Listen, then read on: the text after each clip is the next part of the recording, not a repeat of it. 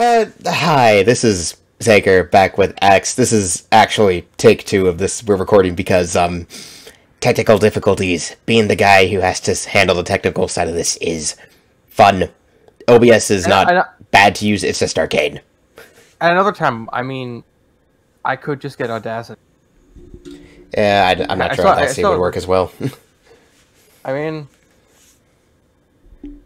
I have a version of mine. Like, I've done it to record things. Like, it would work fine for just doing just audio, so it's like I just send it to you and then you put it through like a visual filter. True. Yeah, but OBS is a tad easier in some ways. But I don't know. Anyways, we have Zaru. We have ZeXal. We have Continuing on with ZeXal.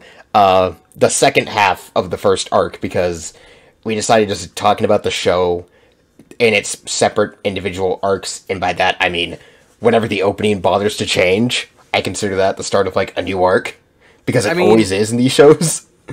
I mean, yeah, because that's how shows usually go. Yeah, that's how. Yeah, so last time, our first take of this, we kind of still follow that sort of semi episode by episode bit, though we're covering episodes more in segments because ZeXal, like a lot of long running shows, just, you know, we mentioned it has episodes that run in multiple parts with the occasional standalone episodes scattered in to build up to something else. So that's just kind of how it's gonna be. So yeah, so I think I will say which one or the two, what the segment is, and then go into what you said about it. And yeah, if I do that, we make sure that we can probably try to be a bit more concise than we were last time for the sake of time. I mean, yes, but I think it's, if there's a bit to discuss, we'll bring it up. Like, if anything goes on in the duel that's worth mentioning, we'll mention it. If it's just inane parts of an episode, then you know the deal. If it can be summarized, we'll just summarize it like that. But before we talk about the episodes, because we didn't do it in the first episode, yes, you're going to say. I'll set the segments, because I think if I start on it, it makes it a bit easier, because we've had some times where it's a bit hard for me to keep up because the connection spikes a bit, so it's hard to keep track of what's being said.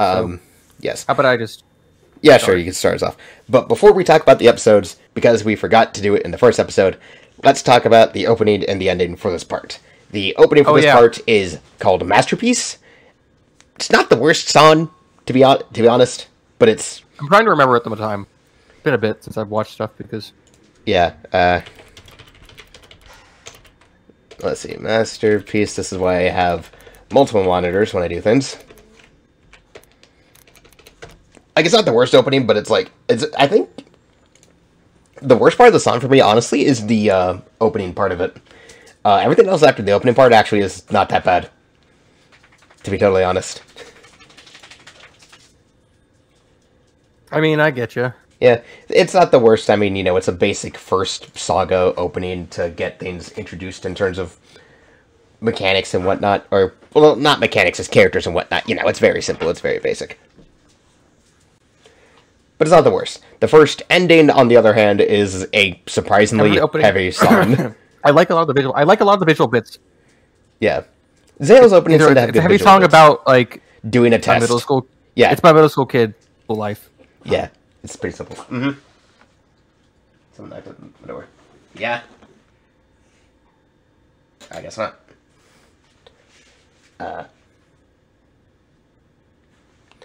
Okay, I'll just edit that brief pause out because I thought I heard someone knock at my door. But anyway, yeah, no. The only flaw with this first ending is the fact that for this part of the show, every single ending is prefaced with some like trivia segment about dueling. Because this was like when ZeXal was trying really hard to be a kids show. It's trying to be a marketing show. Yeah, it's trying to market the show to a slightly younger audience at the time.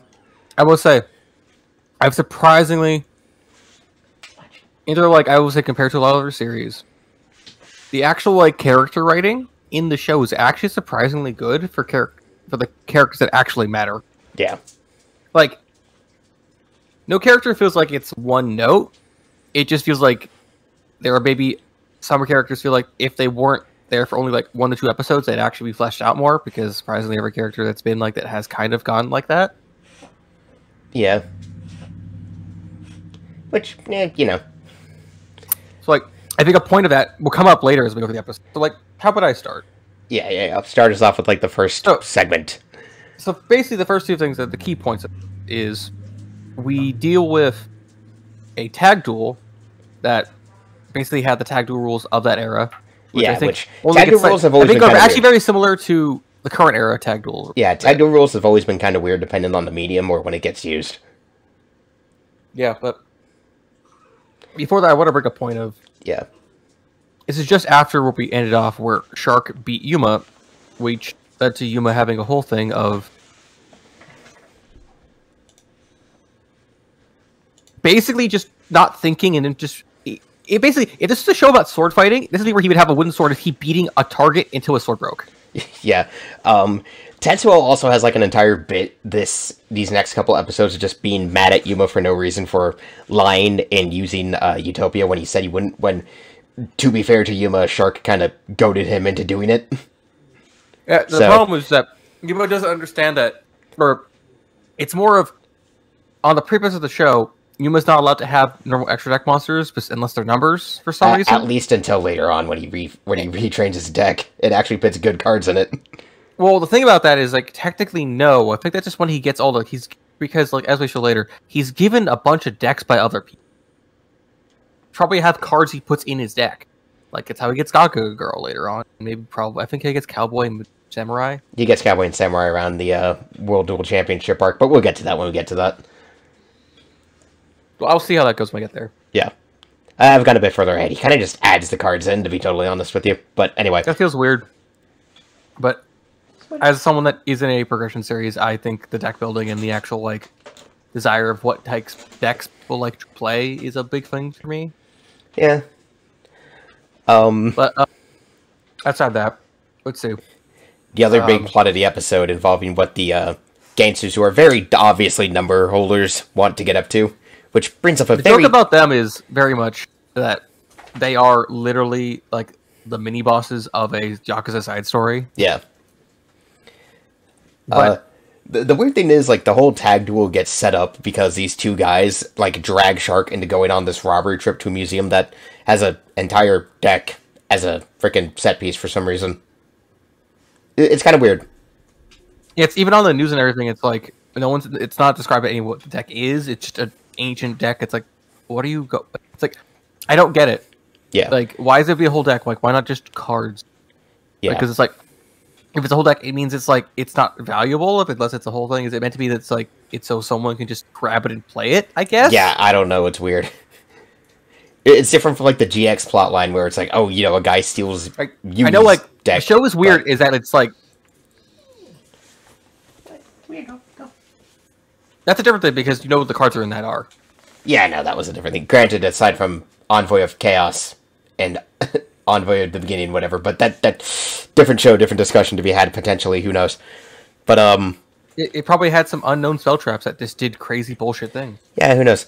So the entire thing, of course, episode goes on.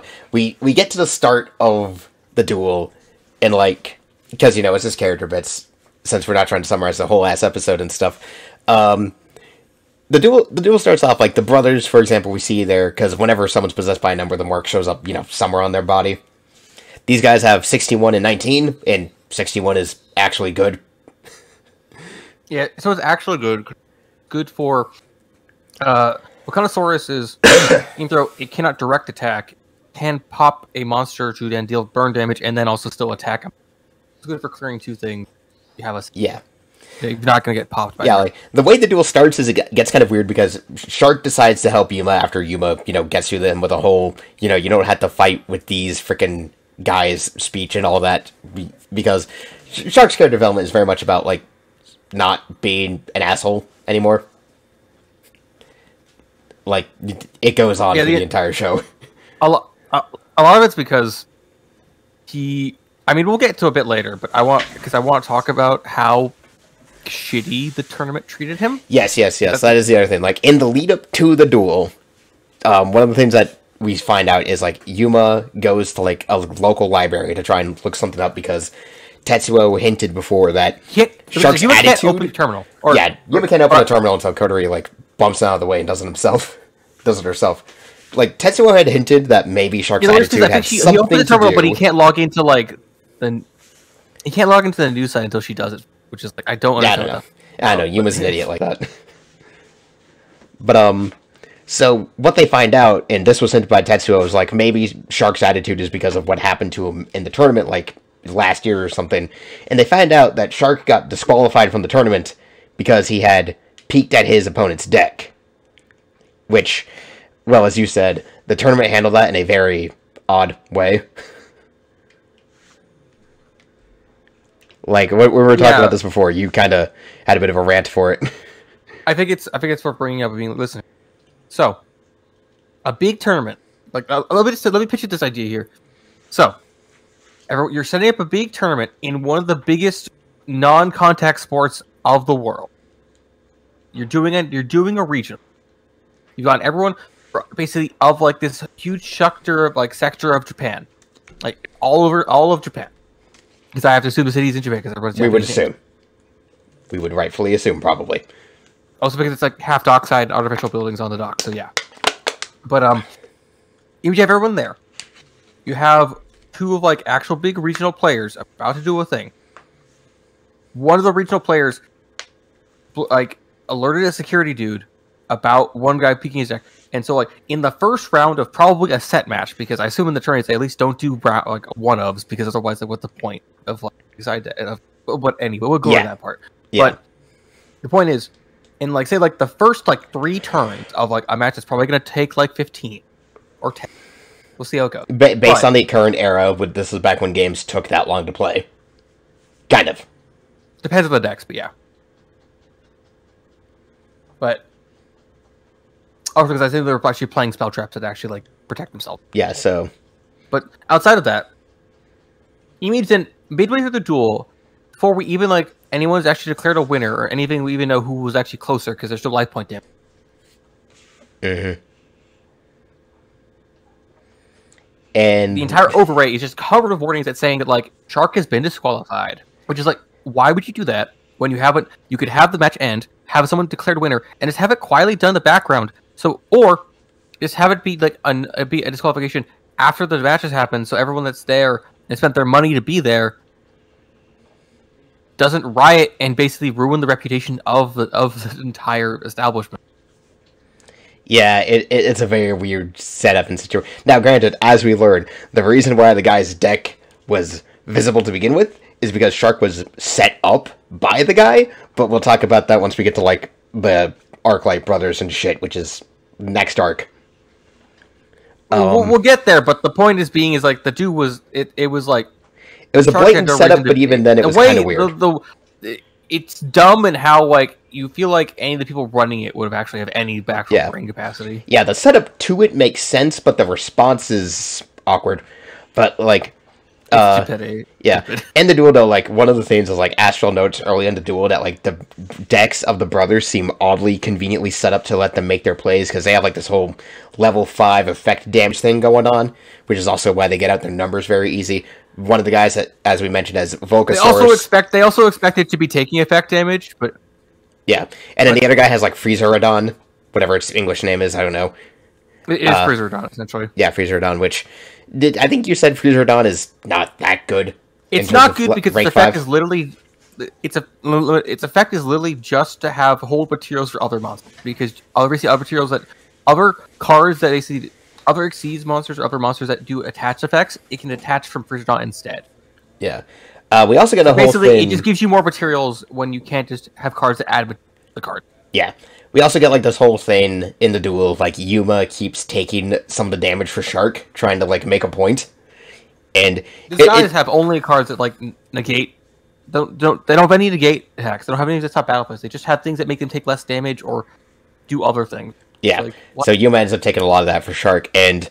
You know, he manages to actually ramp Shark up, and we get this whole, admittedly pretty cool play with the two, when Shark plays a card that lets him trade a card to someone else on the field.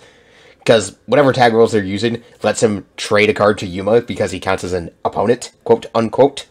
Which, this is one of those weird anime-specific cards that gets used, like, once and never shows up again.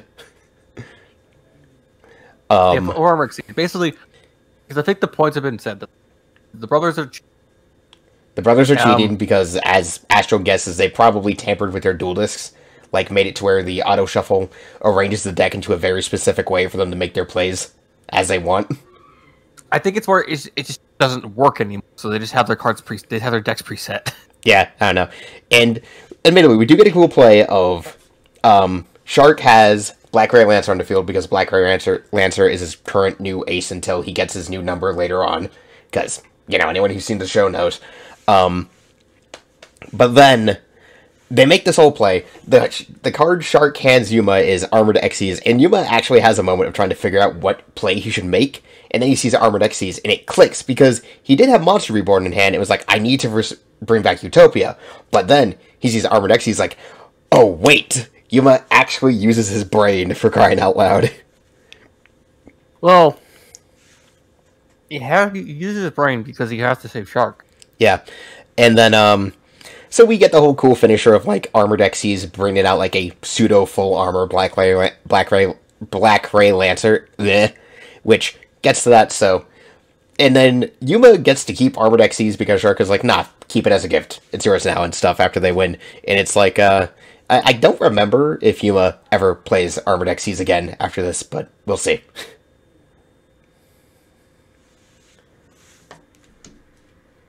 So...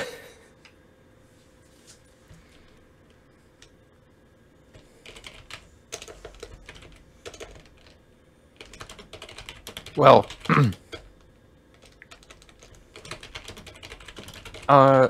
basically after, like, the whole winning of the duel, there's a whole bit of just Shark lets him keep Armored Xyz as a gift. Yes, as I said. Yeah, the gift, and then like, basically just kind of like, I think it's like a day or two from then, when we get the next bits of, we now cut to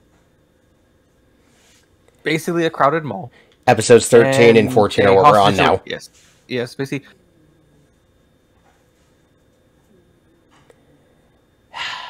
The introduction of the Neuron Hunter, or the Numbers Hunter, and also it opens on a hostage situation of a dude with a bat. Yeah, yeah, it's very strange. The whole thing, but basically the whole bat, because it's I guess of a bat, and they're like, because they can't do a knife, because the only time they ever do a bladed weapon is because it's not towards anyone. Because we get like a whole moment because Yuma and Kotori are kind of in the ball. Akari calls Yuma and tells him, "Hey, get closer so that we can get a good shot, so I can put this in my news article about this." Yeah, then Yuma just tries to go up the stairs of, like, the 6 floors. Well, that doesn't happen until, like, the time stop occurs, and Astral tells him, hey, that guy has a number. Right, yes, because it then opens to showing a guy of a robot that... Yeah, basically, there's a whole thing of... We open to see a guy with, like, a metal headpiece. It actually has to be just hair. Yeah, because characters in Yu-Gi-Oh! They don't have weird hair. It's just accepted. Important character hair. Yep. Infinite hair gel. Yep, their hair is just naturally like this. It must be painful to wash because it's probably like super oily or it's oil. Yeah, who knows? But outside of that, we show a whole thing with like a robot that's called basically Orbital 7. You learned about this way later, but he turns into a Gladder Pack because this thing has impossible Matrix abilities. Orbital 7 is a do-it-anything robot. Yes. It is powered by alien technology. Literally powered by, like, alien energy and shit. To the point that he stops time. And then our new character, Kaito, comes in through, like, the top window. And just kind of admittedly has this cool moment where as he's walking up to the dude, he just whistles. And the guy's kind of freaking out, like, wait, what the fuck is going on right now? Sure. And, We do get a duel, of course, because Kaito rightly calls the guy out as, like, having a number. So, we don't see the duel, we don't need to see the duel, but we do get a very, very brief glimpse at Galaxy Eye Photon Dragon. Which, obviously makes him win. Yeah, and then there's a whole thing of just... Kaito here has to steal the person's soul, take the numbers card, which is like... I know, sounds absurd and kind of ridiculous, but again, I think it's the point is so they can have main plot duels have the threat of death, a la old Yu-Gi-Oh stuff. Yeah, as if the fact that Astral could die in a numbers duel was not enough of a threat anyway. Well, now it's that anyone else can die. Yeah. So, And the thing is, too, like, when Kaido rips someone's soul out, they, like, age. It's more like brain death, but, like, temporary brain death. Yeah. Like, when he pulls out the soul, like, they age, like, 30-plus years or some shit. Or just kind of left comatose. The weirdest thing is, like, it unhappens. So I think it's more of they just become empty husks. Because, like, their bodies are perfectly fine. It's just something's gone. Yeah. And then... Like, I don't understand how you make technology that can interact with... Yeah, I don't know. Kind of gets just gets glossed over. And then Yuma, unfortunately, gets assaulted by the cops, who are, like, stupid in this case. They just see him show up and they're like, apprehend that kid. Yeah. And then we get to the part of the episode that's kind of weird because, you know, some weird giant trash dump with this kid with, like, oh, right, yeah, it shows you the entire array. It shows you the array of how all of the trash is disposed of in the city. But it also goes, all the trash goes into a weird, endless abyss that's maybe also a wormhole into another dimension. That in the center of this weird abyss is a kid that we learn eventually know is named Haruto. And this kid looks like he's been fucking lab experimented on. It has, like, studs in his brain that I think can, like, basically connect to, like the electrical pulses in his head. There's some kind of detector, some kind of sensor of some sort. Unclear. That, yes, like, by the supposed infamous Dr. Faker, who I think this kid basically is obsessed with having, like, he has, like, this eternal head pain that can only be lessened by the screams of others. So he keeps yelling that he wants to hear more and more screams. And then we get this whole weird trippy thing of just like seeing this galaxy be hit by these, like, red energy bombs and stuff going off. So as the episode goes on, obviously we learn a tad more about Kaido. Like, he has 11 numbers. He has some connection to Dr. Faker, who's just the most unchill, very obviously the bad guy character around.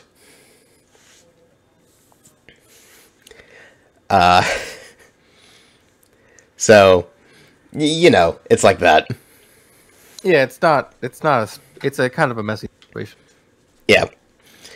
And of course, this leads into a whole situation of Yuma gets into a duel with Kaido after a kind of admittedly worrisome situation when Yuma and Katori are on their way home, and, like, it's in the middle of rain, and Katori ends up out in the road and actually almost gets hit by a truck.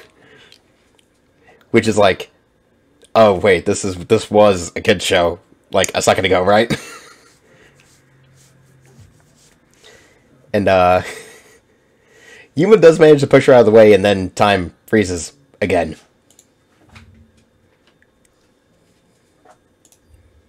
Right. Which is exactly when Kaido shows up, who makes sure that Yuma can't run away by using something they call a dual anchor. Several other characters end up having this.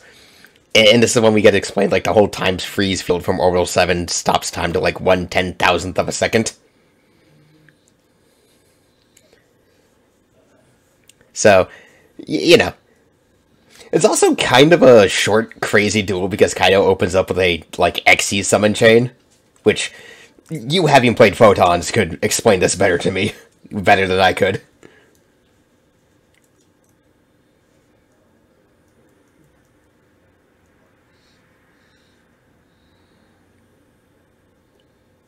Bro. I apologize, our Discord connection is weird sometimes. It's actually a bit weird, yeah, sorry, I apologize in the point of... So as, like, the duel starts, he then goes into a whole play... Actually... Axe is the one who's played Photons before, so he could explain the badness of this better than me. I have played many iterations of the Photon deck, and I will say, the version of it is very jank. Kaido is playing a very early version of the Photon deck. Yes, which is, I have played both of those. I have both played Illumina. So basically, he does the whole thing with, he has a supposed god draw of this. He had 3 level 4s in his hand, and he had draw for turn. He had Photon Lead and Photon Veil. So he had basically the best thing I think is kind of like the best things I've seen, which is he activates Photon Veil, sends things back to deck. Basically gets 3 Daybreakers. Photon leads to Daybreaker, and then mainly changes to 3, immediately goes into Illuminate. And then after Illuminate's effect to, I think, summon something else. I'm trying to remember exactly what he got off of that. But he was able to then pull out brilliant. Yeah, whatever else actually, he summoned didn't matter since it was just materials. Yeah, it's just the point is like he did something. I forget what it does, what it activate, what triggered for it, but it was a thing that like he got a rank 4 and a rank 3 off, and it was surprisingly most rank 3s that require 3 materials are bad. There's like 1 or 2 exceptions, but most are bad. Yeah, because they're not actually aggressive. Just they also usually require very specific plays that are not going to pull off at all. Yep.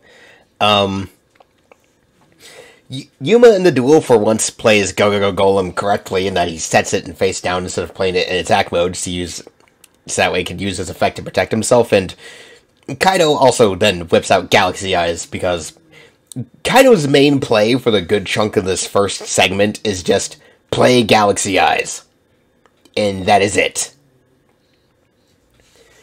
Which, like for this segment and most of the next, that's just what he does. He just play Galaxy Eyes. Unga bunga.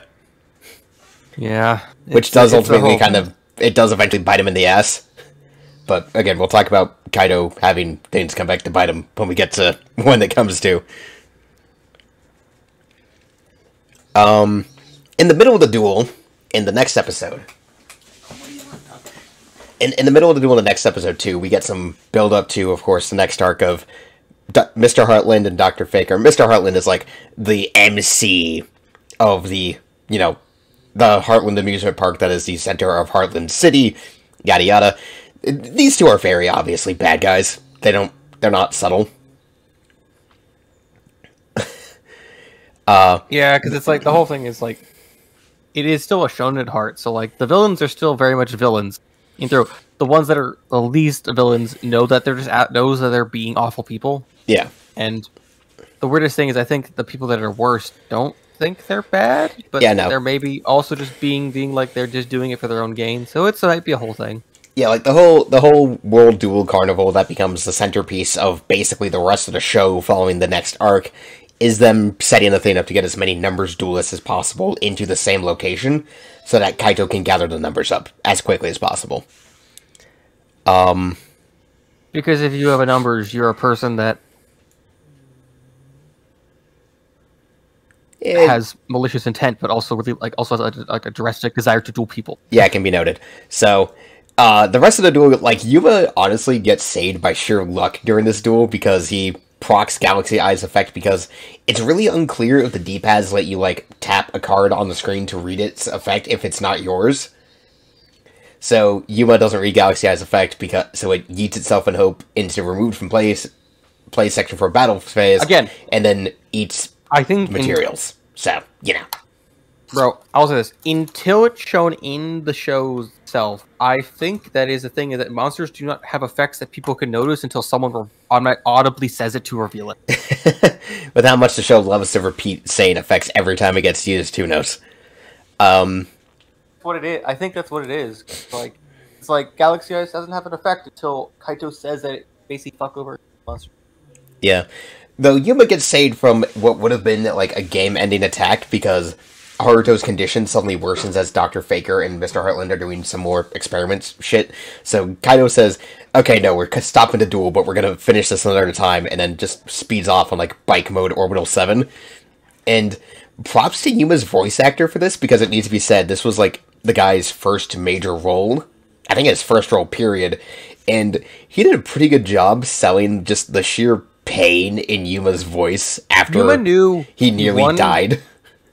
Yuma knew he won. He survived by luck, and he hates it really, really hard. Yeah, and it's just oof. It's actually kind of painful. It's the whole moment. I think like he legit like after even Katori's there to like not understand what's happened, but she's able to like pull him a bit just so they get out of the rain and don't actually get. I don't know. Yeah, I don't know. You don't get sick from being drained. It's just more if you get wet and then don't get unwet, or if you just stay wet all the time. More of how you get sick. Yeah, but or just at least get cold. Yeah, because the temperature imbalance. But yeah, whatever. On another point, immediately goes to the next episode of Yuma and Astral like pondering what to do, and also maybe being a bit afraid. Yeah, which feeds into the next thing actually that happens about being afraid of when you're fighting. Mm-hmm.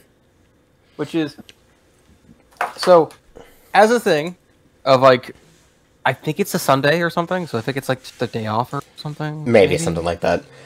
Unclear. Unclear. I think it's Saturday afternoon, so it's just after school. Yeah, unclear. But the point is because it's like they spent 2 days. Yeah. Students. So honestly, is Yuma's gonna go out for the day to go just do something to feel better? And then his grandma pops up and just says, "Hey, take this giant basket of food to a place for me." And it turns out to be some like old Japanese style lodge, in the mountains outside the city. Also, because of a thing I forgot to mention is that before Yuma fought Kaito, there was a whole thing of he was at a locals and basically Guitar basically spent time like they were like dating. I put this as like they were very close and it was like they were hanging out like all if they were older it would act like they would be dating. It's that weird kind of thing of like no one brings up being like Gattori and Tetsuo show up as Yuma's going to leave and be like, we're gonna spend time with you because you like dealt with something a bit earlier. It seemed like you took it hard. And then they just get dragged into Yuma being sent up to a old master's lodge in the mountains. Which is like in a when we meet Kokujito, who runs the dual lodge and is an old friend of Yuma's grandma. Like, what's their past relationship? We don't know. They're just funny old timers, basically. Yeah, they might be. It might have been a thing. I don't know. The way she treats him, she's kind of flirty with him. I'm not sure, though. Yeah, I don't know. So, the kids kind of get stuck having to stay, and we find a cool thing, because I'll admit, for all the problems I have with the whole AR duel thing, and how it's basically just solid vision differently, they do use a very cool application of it this episode with the wooden duel monster statues that the guy has in the lodge, which is admittedly some fun fan service, because a lot of it is like classic duel monsters and GX cards that we see just carved out in these statues. Yeah, there's a whole thing with there's a whole thing with like a thing called B2 zone. Basically, after they clean it, they get sent to a room, they clean it all up, and after Yuma's just kind of tired of doing work, he just kind of goes to the other room, sees this like whole like basically dueling like lounge room. Yeah, full of statues. And like a big old dojo going room. To like being forced to do like having to start its first round of training, and they deal with decks that are all like stone tablets, and they have like these carved out. And it's like also I think the statues moved. I don't know. But, well, no, it's like the statues are quote unquote sealed until Yuma plays like that B2 zone card, which then unseals like monsters so that way they can do battle. And Yuma has Dark Magician and Dark Magician Girl. Kokujito has Red Eyes Black Dragon and Blue Eyes White Dragon. And like it gets a bit funny and makes you question what the AR technology can do, because at one point in the duel, Yuma ends up, quote-unquote, in Dark Magician, like seeing himself as Dark Magician, which gets kind of interesting. There's a whole thing of, like, also, I will forever think that Dark Magician Girl is actually a bad card. Well, that's to be discussed. I mean, I've played a bunch of Magician decks in Master Duel, and I don't think they use it much. Crappy stat line. I don't know why she couldn't have, like, 23... Again... They have Apprentice Illusion Magician who's just a better version. Yeah. More people play Apprentice Illusion Magician than they do Dark Magician Girl, let's be honest. I mean, you only run Dark Magician Girl for, like, environments.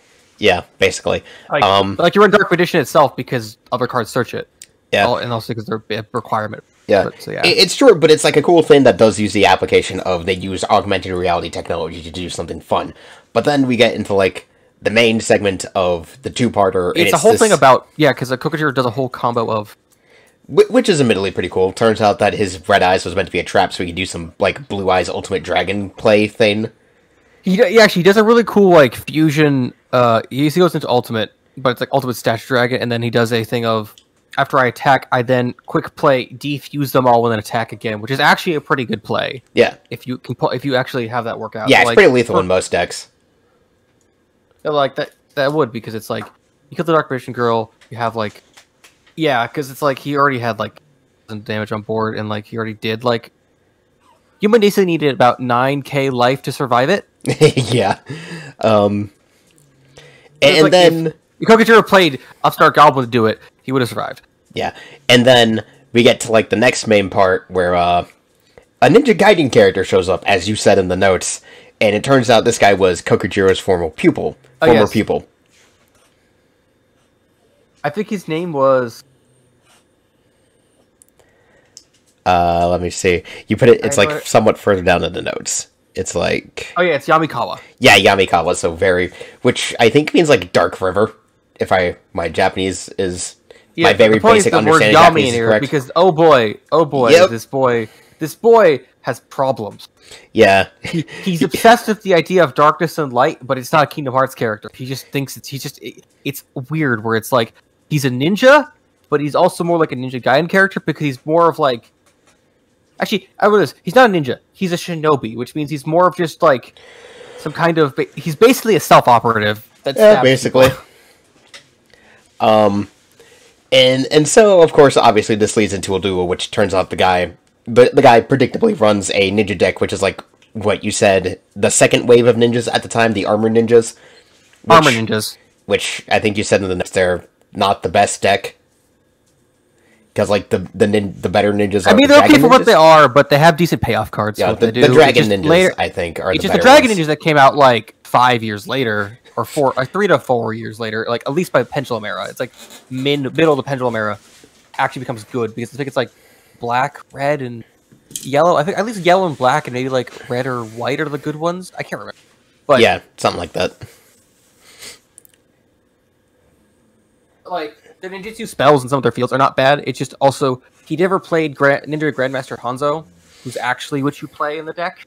Yeah, he does bring out Blade Armor Ninja, which is a decent warrior rank 4. It's a decent warrior rank 4 because it can attack twice.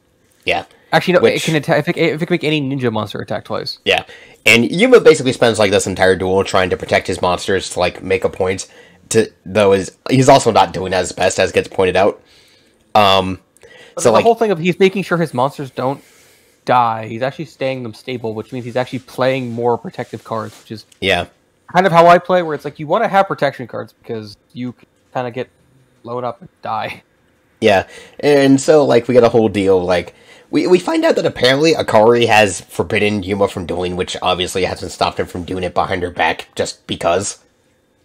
Because apparently she is like trying to keep him safe for reasons we find out a bit later to probably why, but the grandma, being the cool old lady she is like, he's got to learn at some point. It was inevitable, so he's got to learn how to actually do it at some point. So we get like a whole moment too as Yuma's trying to like rack his brain about how to win, of the grandma saying like he needs to have like a dual meal. Katori, give him this big old rice ball. So that helps him out. The number that shows up too. There is a point of making that like the show is weird about, or the show is very Japanese in that how it feels like a thing of like a lot of females are not like the central. They're not like the main heroes. They're more emotional support, or they're basically very directly designated to be only support and never actually do the cool thing, which is interesting. Which is kind of why it's nice when later Yu-Gi-Oh shows have had a lot more female duelists who are as good or can at least keep up with the main characters. Arc V actually had a number who could at the least. Yeah, but they don't. It doesn't really improve. Yeah, it doesn't really help the issue. They don't really improve the problem. They just make it a bit different in how it's handled. Yeah, which honestly, the weirdest thing about it is that Yu-Gi-Oh could have a female protagonist, be fine. Yeah, but because it's not about physical fighting; it's about playing cards. Yeah. Let's see here. Trying to remember, Yamikawa's number is actually also not a bad one because it has. It's like number 7. It's 21 or 17. I think it's 21. I don't know. No, I think I have it listed. Yeah, find your list.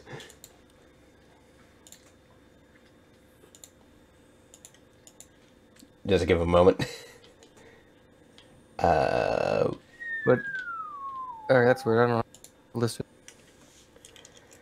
Let me just hold up. I'll look it up real quick while you like maybe say a bit more. There we go. Thank you, frickin' search history. Type in. I know it's I know it's a ninja. It's obviously a ninja. Let me find the list. It's a very important word. Like I don't remember its name, but it's like Crimson Shadow. I think so. I think it's number 12. Armor Ninja. It's number 12. Crimson Shadow Armor Ninja. Armor Ninja. Yeah, Crimson Shadow Armor Ninja. It's actually a good rank 5. Yeah. Mostly because of the thing of that it is able to just ignore the basic destruction effects for ninja monsters up to twice. Which at least means it can protect itself. It's not for turn effect. It's just on destruction. Yeah, which, I mean, it's a decent self-protection effect. Yeah, because it's like you can technically use it generically because it can still protect itself. Yeah, so it's not so bad. It's obviously one of those cards that like you're supposed to play it in archetype, but you don't really have to. if you don't want to. But, You guys like that. It's just sometimes it's hard to get rank 5s out anyway. yeah. You know, the duel goes and, like, there's this whole bit, too, with Yamikawa, with, like, because, like, one of the statues in the, Duel Lodge is actually Blade Armor Ninja, and we find out that Kokujiro carved this while Yamikawa was still a student as, like, a symbol of their bond as master and student, and when Yamikawa first left, he cut this statue, but, which is, like, the entire reason why he carries around a genuine katana. Like, because they can't do the They can't do the thing of the student trying to kill the master. No, it's actually more like the fantasy ninja one. It's the ninjato, which is the one. Because they don't actually. It's usually the straight bladed one. Because all like Japanese swords are usually. Yeah, the straight bladed one. Which is specifically was made for ninja movies.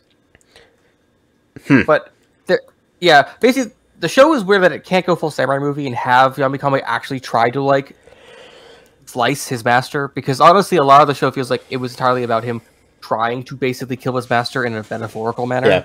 So, like, we get the whole bit because, like, Kokujiro fixed the statue up, and so it, like, left this visible scar because, you know what, it's wood. And, like, Yuma took note of that. So after the duel is done, Yamikawa tries to cut the statue again, and Yuma gets in the middle of that and resolves the issue, basically. So, and also free of the numbers influence now, Yamikawa decides he's gonna go back to learning under Kokujiro, and all that. And apparently the Duel Lodge has a hidden deck in it. We don't learn anything about that after that point, though. It's kind of there. Yeah, it's a situation. It's hard to like go with, but yep. Or let's see here, and now 17 and 18. You want to lead us off with that because this is another kind of weird one.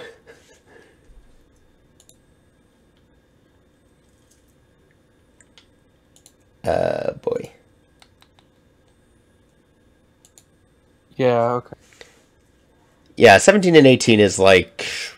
we meet another guy claiming to be a numbers hunter who supposedly considers himself Kaito's underling after he, like, takes number 23 from somebody. It opens in a thing of vaguely showing Big Eye and a guy owned Shockmaster, or Shock, depending, and they see this weird necromancer looking fellow, fortune teller, and who's named Jin, who says he's an underling of Kaito.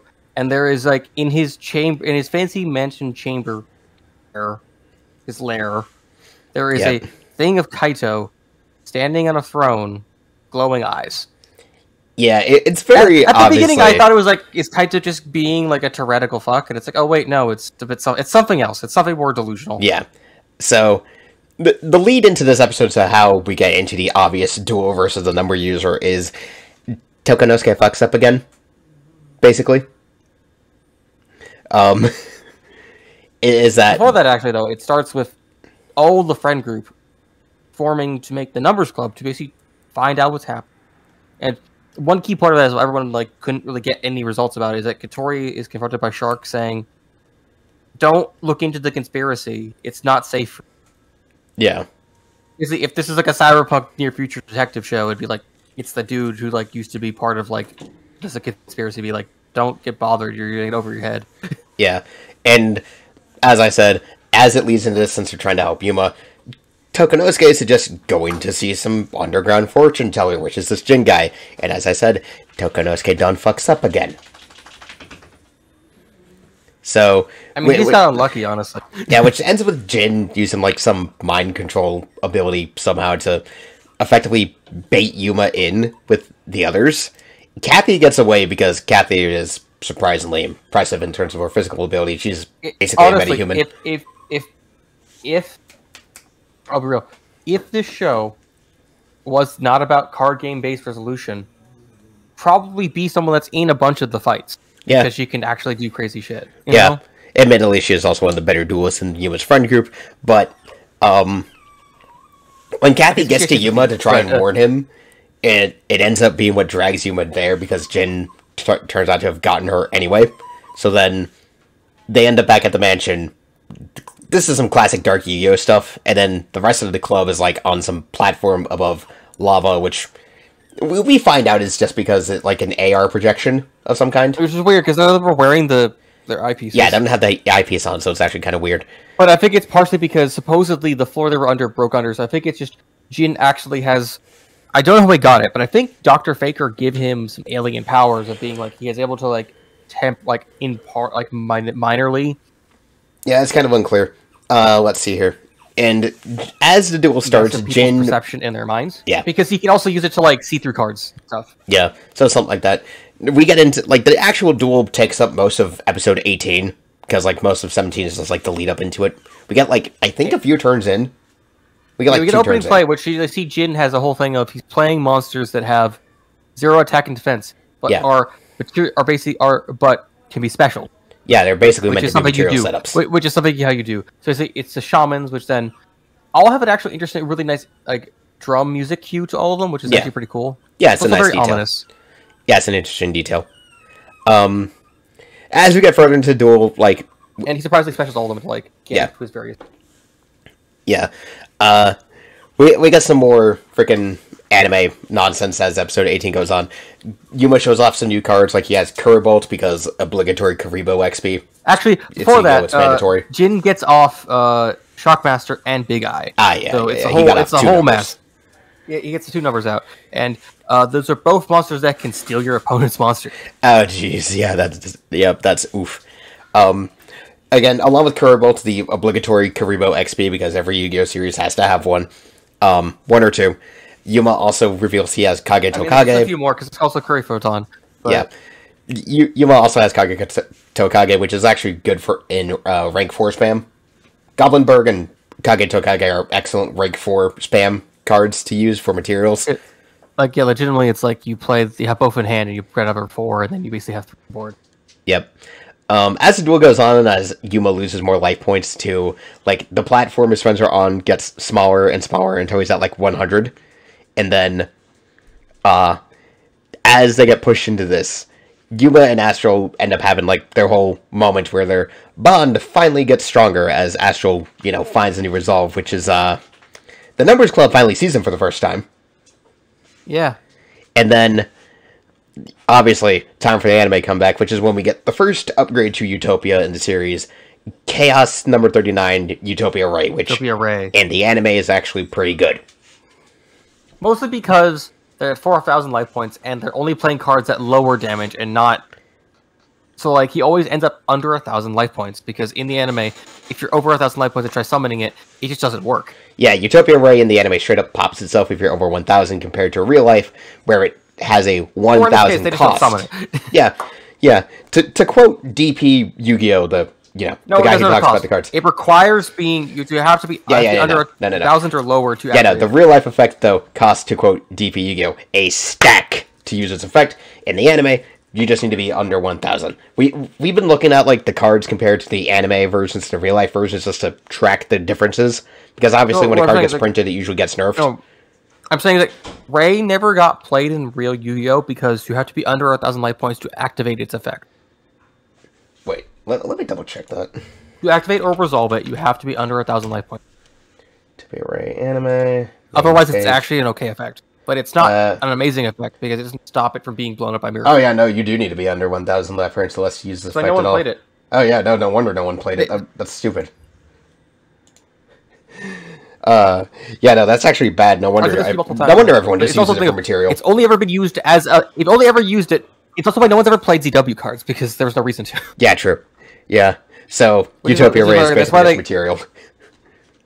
Well, we'll get later about these W cards, because actually I think those are going to turn out really cool in anime, because the anime has the power of timing.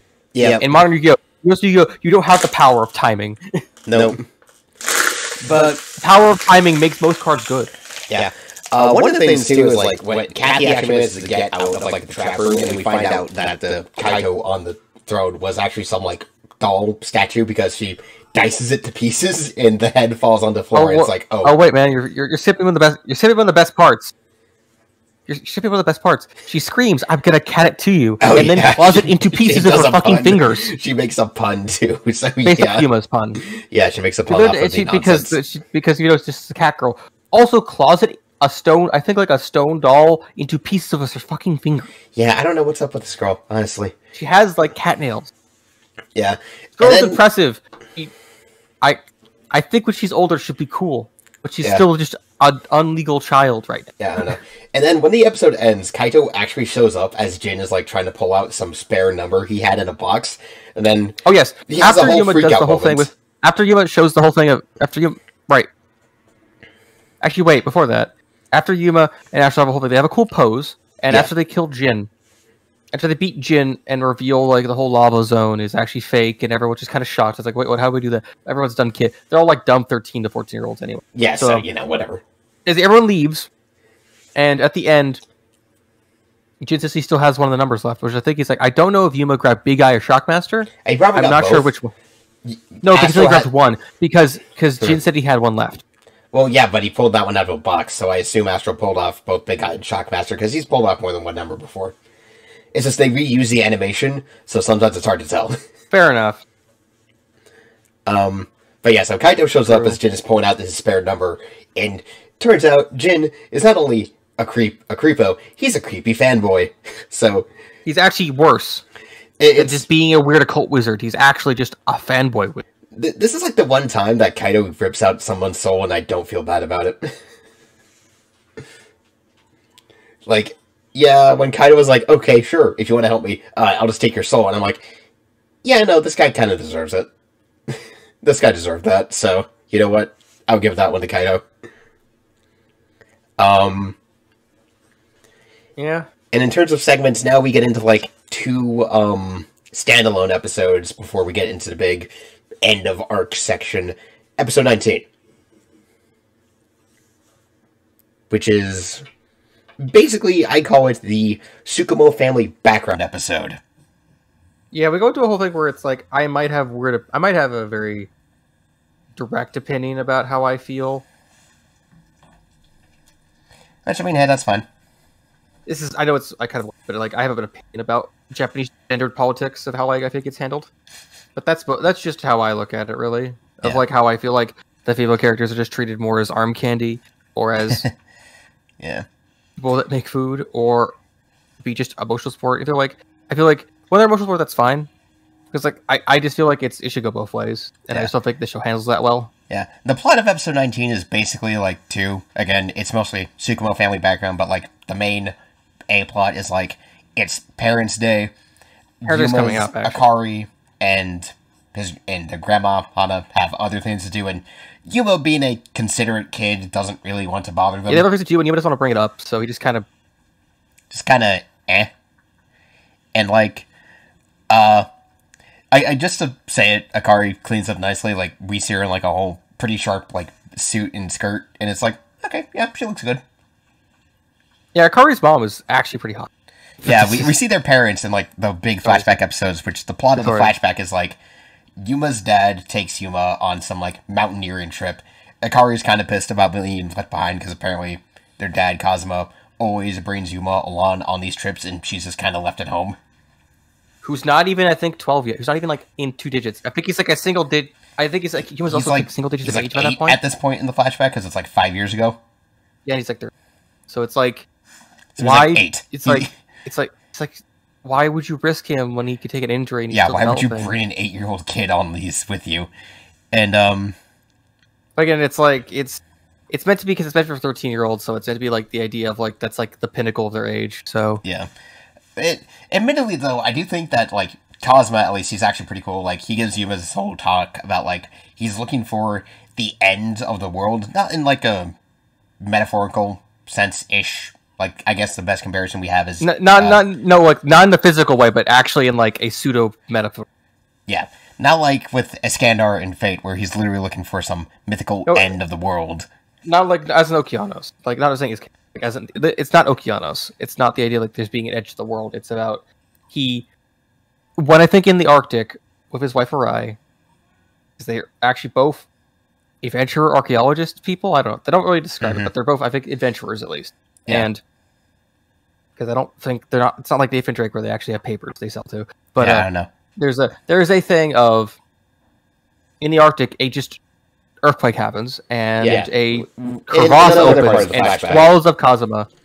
Ray saves me, right? Quick actions saves his life from falling to his death, but then he cuts the rope so she doesn't fall into, and then he wakes up in this weird magical rift space. Where we see that same kind of galaxy thing that we saw from when Haruto's powers were being let to run wild to attack it. So it's probably the same place. Stuff. So it's probably the same place. Yeah, which I think is described, Dr. Figure describes as the astral world, but yeah, and so like he wakes up with this key in his hand, and then like after like the paramedics came back, like they find him miraculously find him within 3 days. It's like they survive before he actually dies of dehydration. Yeah, thankfully. And so this is basically he's clutching the Emperor's key the whole time because I think it's what kept him alive. Yeah, probably. So then we get back to reality, and it's like we're at the school for a bit, so there's a whole bit we see Kotori's mom, who's basically Kotori, but like 20 plus a couple decades. And she's also really hot, which is like so the other boys are like, oh damn, Kotori's mom is really pretty. And then we see Tetsuo's mom, and she's basically just female Tetsuo with a few years on. And the irony is that Tetsuo's family all look like each other. Yeah. The thought of it is like I think all of Tetsuo's family literally look like each other. Yeah, basically. Or different versions of the same person. Yeah. Actually, with his sister later. We also get a pretty funny scene where Hana and Kotori's grandma are chatting in a restaurant, and there's like a whole background gag as they're having their conversation of this old man getting pissed off at a butler, and then they just have like a duel where every cutaway is, you don't see it, but it's just a cutaway at a waiter. The guy challenges the waiter, the duel starts, and then the waiter wins, and the entire time, like... Probably, the card he plays is a promo card, I think, in the set. Probably. And there's like a whole bit where the grandmas put on their D-gazers to watch it, and then they kind of get off track. Like, what were we talking about again? The funny thing is like they do it without thinking about it, because it's like, the thing is like, I think the ladies were talking in weird code. I think the bit is that they were talking in a coded conversation with each other. Yeah, as they were just kind of pretending to have a conversation while they were watching everything else around them happen. Yeah. And then we cut back to Akari, who's talking with Tetsuo's older sister, Tetsuko, who's basically her brother, but a girl and slimmer. It basically, if Tetsuo was a girl and a biker. Yeah, basically. Honestly, with Akari and Tetsuko, honestly, they're like the two characters you could probably see like a show There's a whole about bit them. About how I feel like... Yeah, you could see a show about them as like the reporter in a in a far future like cyber city, and like their biker friend. Yeah, like they basically do like investigate corporate in like level crime. Yeah, for money. Yeah, and then Tetsuo brings up the fact it's Parents' Day, and Akari's like, "Wait, what?" It's like, "What? Yeah, I mean, I thought Yuma would have told you, like, didn't he?" And then Akari's just like, "Ah, fuck." She realizes that like the reason... I gotta go by. Yeah, so she just dips and like has a whole moment where she thinks back to when she was being told by like her parents how she needs to watch over Yuma because he's the protagonist boy, whatever. Shit like it's that. like he's told her like she's not allowed. She won't do anything special for life, but he will. So it's like, make sure you're okay. It's like, I don't know. I didn't get angry when I saw that bit, but I just got disappointed in the show. Yeah, kind of weird. So at the least, we get like a moment too where it gets like Yuma's late to lecture and then PE class, and we kind of get some stuff like in PE where Kotori's pretty adept, but then like the class rep face plants in what they're doing. And then, to Yuma's surprise, both Akari and Hana show up. Yeah, and then to Yuma's surprise, both Akari and Hana show up. So, and then, they have like a whole talk, how they wouldn't miss it. So Yuma's like... There's actually a really good feel-good part about how Yuma is like actually loved by his family. And a lot of people also really love you too. And so like Yuma does the whole thing, he's going to get the 20 boxes on top of each other and try to climb it. The thing he did at the first episode that he utterly failed at, which the point isn't even that he's going to fail at it, it's that it's like... We get also surprisingly did well when Kathy was secretly giving him bungee cords. Yeah, and we get like a metaphorical thing for him. We get like a view too of like kind of the visual representation of what Yuma still has to reach with his parents is like at the top of the stack basically. So at the top of this metaphorical mountain. Yep. So that's where the episode ends off. It's not bad. It's a pretty feel good episode. And some nice. It's a nice episode of being like Yuma. Like it's actually a decent character episode where it's like like it's. I appreciate how it was paced. I feel like I just have like honestly the weirdest thing about the show so far is like I have no problems with the characters. I just have a problem with how the setting is written. Yeah, true. It's kind of hard to follow 5D's very well fleshed out dystopian setting, honestly. But episode 20 is the Black Mist episode. to put it very bluntly, this is the episode where the show stops trying to be a kid show, I guess. Because Black Mist is actually scary as hell. Yeah, it's just some weird astral horror nonsense thing. Yeah, that's most of the main bit of the episode is like, Yuma gets Black Mist off of like a jobber character, and it's not even like the real Black Mist, it's like the card itself is trying to set itself up to get yoinked by them for whatever reason it has. So, Yuma and Tetsuo... It's weird. It's the weird shonen thing of being like... it turns out like it's like... So like, I'll be real. The weirdest comparison point is like... It's like how a lot of weird... So this is a weird thing, but it's how a lot of like certain like corruption dojins occur, where it's like the heroine destroys this weak monster and then later it destroys her life. Kind of thing. Literally, also with goo, tendrils, and shit. Yeah, true. Which is... It's literally the same thing. It's this kind of J-horror thing. With frickin' number 96 is Black Mist really likes its weird gooey tentacles. It's kind of unsettling whenever it happens. Like, part of the episode is because... Yeah, basically it's the whole thing of... Well, like, the setup, for example, leading into the duel is... Because Yuma was being reckless when he fought the card first, is him and Tetsuo kind of have one of their apparently common fights, and it goes on for like 3 days. Yeah, it's a thing where, and to the point that Katori literally just yells to her hardest to them to stop, because, again, Katori is one of the best parts of the show of being, like, she's actually a cool character with a personality, and, like, cares like, a lot about Yuma. Tetsuo's just kind of there, but I think that's kind of his point, because the episode leads up to being shown like, how, like, he has Yuma's back, and how Katori has Yuma's back. So it's like the show makes you honestly care for all of them because they all actually give a fuck about Yuma, and eventually you're supposed to give a fuck about Yuma too. So it's like you care about all of them. And honestly, I care about Katori more, but I actually like the dynamic Yuma and Katori have, because Yuma, even though he's a dumb 13-year-old kid that only thinks about playing card games, that he honestly, it's like if he hears he's in danger, he will do everything he can to go help her. And then Black Mist makes its move because Tetsuo accidentally rips the Emperor's Key off of Yuma, which then I guess allows it to act, because like we see these inky tendrils come out of Yuma's extra deck box. The Emperor's Key like holds it back. Yeah, and then it tries to like basically attack Astral when he becomes visible, as like his body's being corrupted or some crap.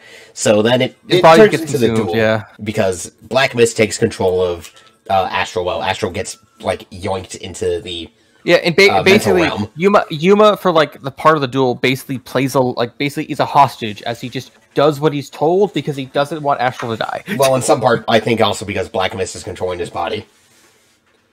I think. Like actually, no, is the thing. Huh, I might have misremembered that. It's not. It's just he doesn't want to. It's because he can't run away from it. Yeah, true. So, at the least, as the duel starts, like, Yuma gets Utopia to Tetsuo, and Tetsuo actually plays a pretty interesting deck. Like, it's not a good one, so to say. He plays like Gear. It's not handled well but he's playing basically Gear Springs. But he also plays some decent tech cards. It's just he doesn't the card again, because the cards don't have effects until they're said, because that's how the anime works. Because they don't know if the card's actually going to be a real card or not. Tetsuo's ace turned out to be like Gear Spring Spirit, which is almost kind of funny because that's a card that gets played in a lot of gimmick puppet decks. Gear Spring Shinigami, or Gear Spring Spirit. Yeah, Clockwork Shinigami in the sub, which I actually think is a better special name. You can get, because it's free. It's a free. I think it's a free special from Grave, essentially. Yeah, so gimmick puppet decks play it a lot. There's a whole back and forth about how Dark Mist is shown and how it's Dark Mist, as I've played the card, because I played Hyperion, and when you have Mystic Shine Balls, you can get Dark Mist out pretty easily. Yeah, Dark Mist itself is actually a good card. It's a really good card because it will always just beat over anything it fights, as long as there's material for it. Yeah. So basically, the duel becomes Tetsuo and Yuma trying to set up ways to get rid of Dark Mist effects, so that way basically kill the monster. So that way Tetsuo can use Utopia to get it. Yeah. Yuma actually has a bit of playing smartly where he pretends he's, fallen to Dark Mist's full control, where he's basically helping set up Tetsuo to do what it does. And it kind of shows like a whole unspoken plan. Yeah, there's a whole thing of basically Yuma knows all of Tetsuya's combo line. And like Tetsuo knows all of his. Because these two have been doing each other for years. Yeah, they've also dueling each other. Yuma fights him when he feels bad. Yeah, so they know their decks inside and out. Yeah, or at least most cases. Yeah. Outside the Dark Mist situation, and then like the other cards the Dark Mist add like Darkly on like you play. But the point of being is that it's an entire thing of Yuma gives an actual good argument about how Tetsuya could win doing this very specific way, which is true, but it also drew hide from this alternative method he was going to win with anyway. Yeah, basically. Also, because Astral tells Yuma to pretend, because it's like his idea of like either. I feel like both of them could have come to it on their own. Yeah, they probably could have managed that. So it's a decent episode, though. It's Yuma's a bit. I feel like if Yuma was older, he'd do it. It just doesn't think about it really. Yeah, as it is now too. Of course, number 96 is when you expect Dark Mist is going to come back. Obviously, he becomes something of a recurrent antagonist as the show goes on. Which is weird because I wish he'd play it because it's actually a good card. Yeah. Also, this episode had, like, the ending had a bit of a variant to it, because, like, the ending has, like, a whole sequence where you just have Katori in various poses, so, like, this ending, it was probably, like, a date thing when the episode aired, that, like, the ending had Katori and, like, a bunch of yukatas. A bunch of yukatas, yeah. I will say the point of, like, there is kind of a reoccurring thing in the show of how, like, Yuma and Katori are, like, on weird young dates, like, they're just kind of hanging out, but like if they were again, I will keep this will probably be a thing. Also, be a drinking game. I was saying if they were older, I feel like they'd be dating. At least that's how the dynamic is kind of portrayed. It also said they could just be friends, but I just kind of look at it, you know. Yeah, if they were, who knows? If the characters were older, it would be interesting. And then moving on, because at least it would make sense. Yeah, and then we get to episode 21, which is the last of these standalone episodes before our big arc closing 3-parter. Which is when we learn, once again, the weird integration of dueling into everything. Which is, Right, yes. We learn about how dueling is also your security systems instead of just high, just really good locks. Yeah, which is weird. Because, like, as someone that's into lockpicking and also, like, how hacking works, hacking is literally partially social engineering and mostly just knowing workarounds. It's like lockpicking. It's about knowing the shortcomings of things. Yeah. So probably the easiest thing to hack into is an actual like hospital mainframe, but that's because it's really old. Yeah. So like the entire plot of the episode is basically there's this jewelry store robber. Yeah, on the topic of hacking into things, the Obots, which are like the cleaning robots that are all over the place. Who again, the running gag of them who have like this special like who have like this. Yeah. But outside, there's a whole bit of these things have like their special dark mode, which are just like kind of creepy horror robots. Yeah, it's weird. As it goes, though, one of the robots that the thief has gets left behind, and then the next day the kids end up finding it. Because this thief is an idiot savant.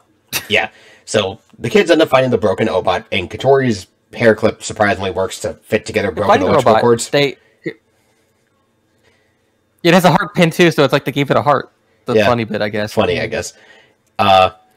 They play it. The robot turns out, because it follows them all the way back to Yuma's house, the robot turns out to have a dueling feature because, you know, it was used by the thief. Actually, I just remembered something really weird about the episode, actually. Yeah. The reason of how the robot got lost is because it got ditched, but then it also saved a family of ducks. Oh, yeah, true. That happened. Yeah, it saved a family of ducks, and then it got. And also, how they found it is because they're trying to save the duck that was stuck inside the broken robot. Yeah, because it went down the river. Yeah, so it's yeah.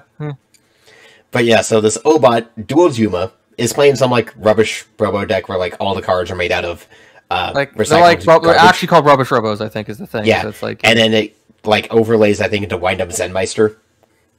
Yeah, one was Zenmeister, and later like other cards that don't exist because these cards never left the anime because they're not great. To the humor of Yuma's friends, Yuma gets his butt handed to him by the robot.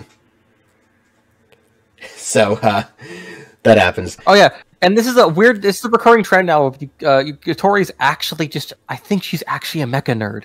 Yeah, because they named the robot after it takes like Katori's hair ribbon, and she wants to name it like Obomi the Shining Robot, and Yuma's like, just Obomi. That's too much. Because again, it turns out here, Yuma, the weirdest thing is like, I feel like we can hypothesize here that Yuma would not like Gundam or other mecha shows, but Katori here, I think she's actually into those kind of things. It's like, she's just not into card games, she's just probably into robots. Yeah, it's like, that's cool for her. Yeah. So obviously, the duel goes on. We do get a bit of Akari mentioning the whole, like, repeat jewelry store robberies, and she's trying to get onto it because, you know, freelance journalist, so she's trying to get on these cases and stuff. Which, the plot of the episode kicks in when the thief reactivates the Obots to go and do another hit, and so Obomi's programming reactivates, and so she leaves. And Yuma can't find her aside from, like, a card, and then they end up trying to, like, find the criminal after some stuff goes off, because, again, Akari's on the trail. And, basically, like, they find the robber, and he kind of tries to kill the kids. Which is, okay. Yeah, it's a whole thing. But, basically, he then uses the distraction of Obomi that tries to kill them as a distraction to then get the fuck out of there. And then, using his remote control thing, activates, basically has them duel it, because Yuma's goal is not to trash it, but to save Obomi, because it's friend now. Yeah. So, as part of a few turns into the duel, the guy activates the bomb in it, so hopefully get rid of the evidence and possibly kill the kids. Yeah. Yeah, this is, let's see, also the episode when Yuma finally uses... Yuma has 2 minutes to finish the duel. Which is actually really hard, because when he's talking, the time still keeps going. Yep, as we found out in, like, earlier episodes where, oh, hey, talking is not a free action. No, it's just a turn-based game. Yep. Let's see here. So, the duo goes, and, first off, we see that Yuma finally plays Gagaga Girl, which is actually good XE setup with Gagaga Magician, since... He doesn't actually play it. He doesn't play its good effect. He just has it there. Having experimented with Gagagas, or with Onomats in general, Girl is good setup for XE summoning because of the fact that she copies Magician's level to whatever he has it set to when she's summoned. I think it's a once per turn effect. I don't know. I need to check back with card. I thought her thing is that when Gaga Magician changes its level, she shares it with him. So it's good quick XE setup. Yeah, it's good quick XE setup. They do manage to... Let's do from 1 to 8, essentially, which is actually... Yeah. It's pretty good XE setup, which is really funny because the real-life Gagaga Magician has a stipulation in the effect where it says it can't be used as synchro material, because level modulation plus synchro is really good. Like synchros, because level modulation is actually really good for synchros. Yeah, level modulation in synchros is broken as hell. Especially when you go to 7 and 8, because that means you can get 9s and 8s, actually, is the problem. Yeah, because the whole bit is... The one I know that's actually the one tuner I know that does level modulation is Speed Ride Red Eye, which only does 1 to 6. I actually have. You can only go up to 7s. Cyber's Synchron does slight level modulation that it doubles the level of another monster, itself included. So, yeah. Which, but that's different stuff. Level 1? Is it level 1 or level 2? It's level 2. Oh, what levels of Cyber Synchron? Cyber Synchron is level 1, so it can up to level 2. Okay, so it goes up to 2, and you grab a 3 to go to a 6, go to 8, or to go to 5. The idea with Cyber Synchron is you go into Cyber That's not Quantum bad. Dragon, but whatever. That's creative. Yeah, the idea is you're supposed to use it go into Cyber's Quantum Dragon, so to get to level 7 or something. So I guess, yeah. I think it's 2. I don't know. I need to check back. I think it's a level 2, but whatever. The episode ends good, obviously, and the criminal, hilariously enough, kind of blows himself up. And we get a really good joke when Yuma is trying to sneak out to avoid an annoyed Akari. Got deactivated. Oh, yeah. But before that, though, it was like... Basically, there's a joke I actually really like, is that when the guy's the guy tries to activate the bomb as the robot and it fails, all the other robots in his van basically like, hey, boss, we got ours still on. What? Hey, what? and then they just all blow up. And then one of them blows up. Yeah. And later it shows that he's basically in a full body cast going to jail. Yeah, and the next day, Yuma is trying to sneak out because Akari's annoyed, and Yuma's face, if I was better at editing, I would show the image of She was trying to get money off face that story, as he's trying to sneak out. They found the guy near a hospital. Hilarious. Yeah. Like I was saying, he's terrified of his sister. Yeah, but Yuma has a hilarious, beady-eyed cat smile face, and if I was better at editing, or AKA if I didn't have Windows Movie Maker, I'd show an image of it because it's really funny. I would say it's the whole thing of because I think Akari would suplex him. Yeah, and now Obomi just kind of lives at the Tsukumo house as a little helper. So, that grabs him, well. forces him to grab things. Yeah. Yeah. So then we get to 22 to 24, which is the big end of arc 3-parter. 24. Yeah, 22 to 24. Like, there's not much for 25. Just sort of 25 is not much. No, 25 is a recap, so it's not a whole lot. It's mostly a recap, but also set up for like the next arc. Yeah. 22 that's not is much else. Yeah, 22 is basically set up for the next 2 episodes, in which Kaido and Orbital 7 find out about the Emperor's Key in detail, so they make it their goal to try and get it, along with trying to get to Yuma. So apparently, Kaido and Yuma. It's also apparently only been like a few days since Kaido and Yuma dueled. Could have been like 5 or 6, honestly, Yeah. considering how. So, actually, consider if each episode event was like a day or 2, it would be like 5 or 6 days. Yeah. So we end up getting like a whole thing. The plot of this episode is basically Kaido sends Orbital 7 to try and get the key from Yuma, so Orbital 7 sneaks into the school. Shark has finally, for one, come back to school himself after being gone for like what, a month, maybe. Most of the school year. A good chunk of the school year, yeah. So Shark or at least a quarter. Yeah. Orbital 7 sneaks into school in a trash can trying to do a Solid Snake, which is admittedly kind of funny. Orbital 7 is just kind of a butt monkey. It goes well because no one else is around. Yeah, but then Shark does find him, so Shark follows Orbital 7 into the locker room because, like, all the kids are at swimming class, and we get a bit of a joke out of it, in that Yuma was told to take the key off and leave it in his locker. Because the last time he wore it, I think it went like 2 inches into Kashi's head, and he actually still has the scar. Yeah, so the class rep said, dude, just leave it off because I don't want to repeat that incident. It's like, I think I'm missing flesh out of my skull. Yeah. So Shark finds Orbital 7 trying to steal it and slams the robot hard enough into these probably thin lockers. He punches it into the wall. Yeah. And it dents them too. And then we get a moment where Orbital 7 being a butt monkey gets driven in because he turns to like some big battle mode with drills for arms, which is, if this was a more violent show... If it was a darker show that actually had like sword fighting or like gunfighting or just some like actual direct martial combat, there would be some moments where like Shark would have been winged by the drills, and there'd probably be some moments of having to like pressure his like cut inside, his like insides, or be stabbed, or like there'd be a moment of like blood everywhere and him trying to cover his wounds because high speed drills are brutal.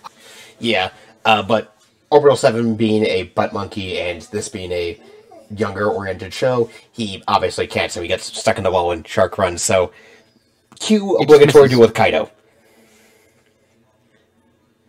So as the duel starts to the roof, and then Kaido shows up. Yeah. Obviously, as we get to, the kids come out and then they find out about the damage to the school. So we get a rather short duel between Kaido and Shark because again, this is set up. So it's Kaido, also kind of fucky. It's like I didn't expect it to be this dumb. Yeah, no, because Kaido plays Acid Golem with Destruction, which is like the king of rank 3 cards. In real life, it's a good card. In the show, actually, no. One of the king of rank 3s is Dante, but it's one of the really good ones. True, but Golem with Destruction in the anime is weird because Shark steals it and then rips off its effect, so it's basically actually really bad. Yeah, Kaido obviously does because basically when you have it has no materials, it does a penalty cost, but it also on destruction hurts you too. So it's like it's just like it will kill you if you have. If you'll explain for a moment, I have a whining dog at my door, so just explain as it goes.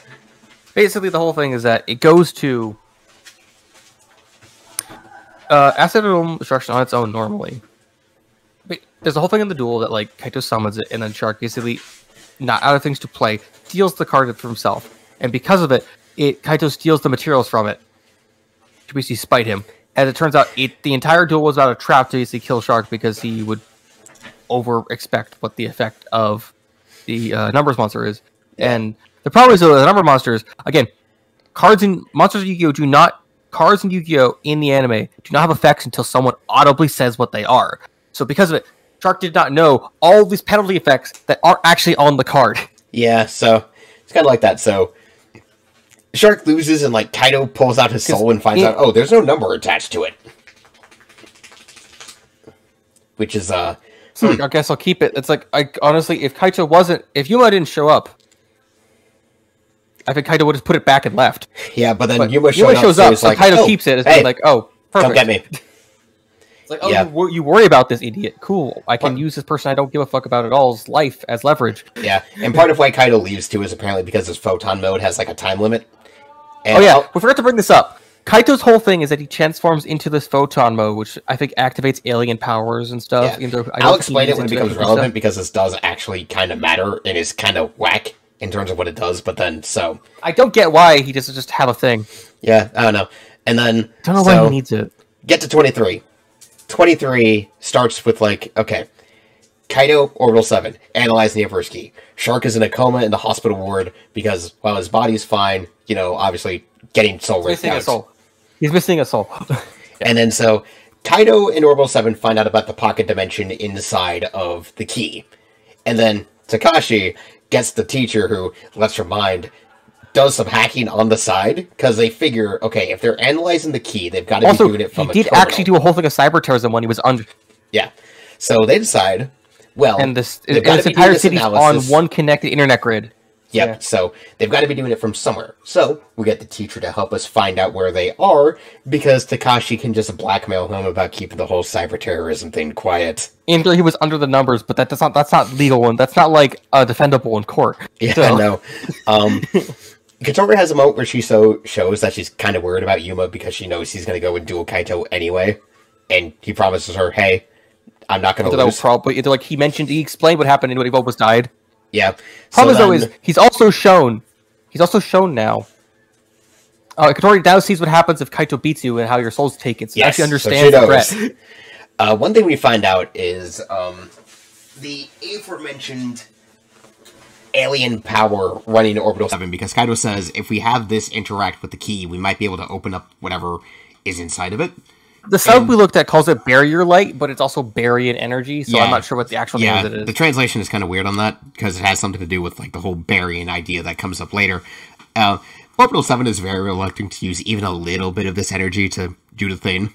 So Kaido's like, just do it anyway. So... Okay. Something just hit... this is a random thought, but something just hit me. So there's a card called Chaosic Seas Baryon Hope. And it's like, oh wait. I have that card.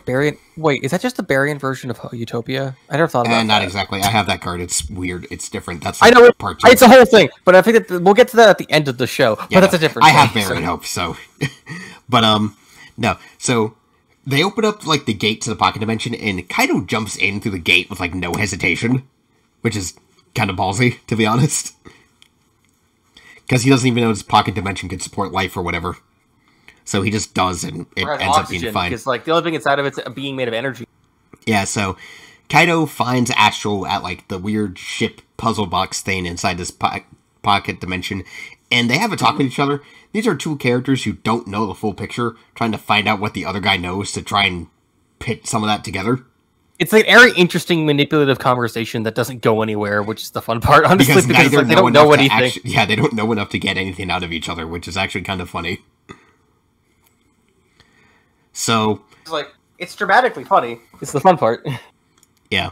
So, Astral 2 has a bit, like, he tells Kaido he wants to learn about him, and Kaido flies off the rails about it, is like, yeah, no, whatever. So, let's duel. So, Astral agrees. I think we do learn later that... because I think we're saying this now, we do end up learning later that Kaito doesn't know his parents. He's only ever had his brother, and because of that, he's willing to basically trade away his humanity to get his brother back, even though he's actually dooming all of humanity. Yeah. And even though I feel like he knows that he's doing a horrible thing, but he doesn't care. Yeah. So obviously, Kaido has to duel. Like, Astral generates his own, like, duelist, and it's actually kind of cool because it's a lot more strange and alien in appearance. Like, it's more like a gauntlet on his arm that happens to carry a deck. And the entire duel is, like, as it goes, because we keep cutting between Astral and Kaido's duel and the kids getting to, like, the warehouse to try and get into it. And, for the era, as we have noted down, like, Kaido does a pretty decent play for the era with, like, a whole back row bounce and reshuffle the hand with, like, Photon, Spear, / Lancer, or whatever. I mean, yeah. Like... his opening play is actually surprising, like, for what it is. Yeah. We also get a moment, and I want to bring that moment up because it got cut out of the English dub version, where Yuma is kind of having, like, a whole freak out, and Katori just fucking slaps him.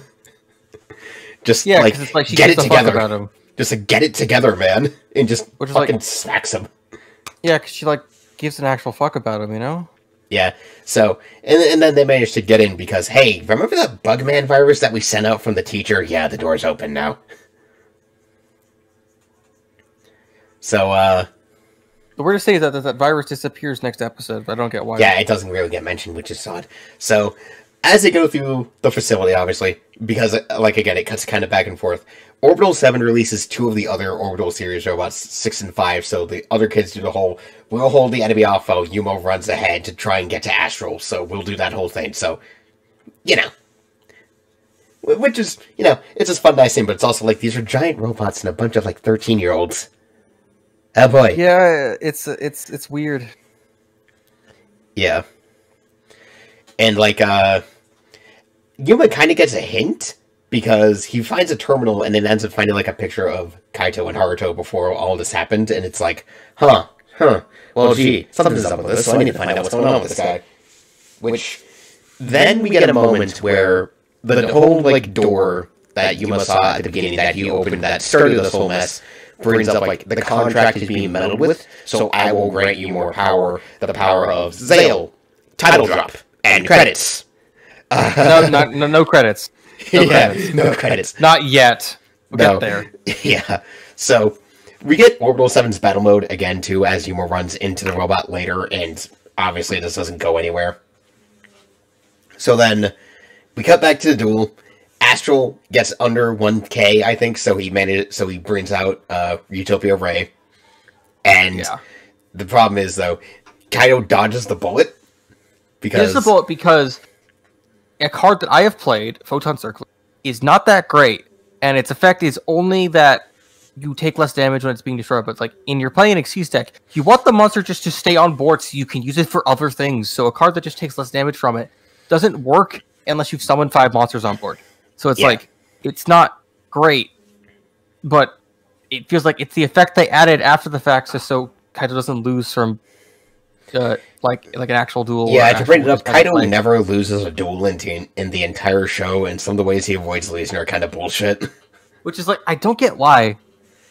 It's like, is there a thing that, like, if he loses in Photon Mode, he actually dies? I have no idea. Because, like, if that's a twist later, it's like, okay, sure, but, like, come the fuck on. Yeah, no. So, we get the whole build-up to, like, you know, Yuma and Astral have another moment of tightening their bond up, and Yuma says, no, we do have a power that can win, the power of ZeXal, and the two do admittedly do a cool thing for the whole setting of... They do a cool henshin. Overlaying themselves to turn into ZeXal. Again, which I think is actually pretty crafty. Yeah. I think it's a pretty crafty thing. Yeah. ZeXal looks like some whole-ass freaking Kamen Rider tokusatsu shit. He looks like a Metal Hero, actually, is the thing. Yeah. Which is, pretty cool. Freaking hell, that dog of mine. If you want to go explain on, I'll just be like 2 seconds to let this dog in, because she can't decide if she wants to be in the room or out of it. So, if you wish to explain ZeXal.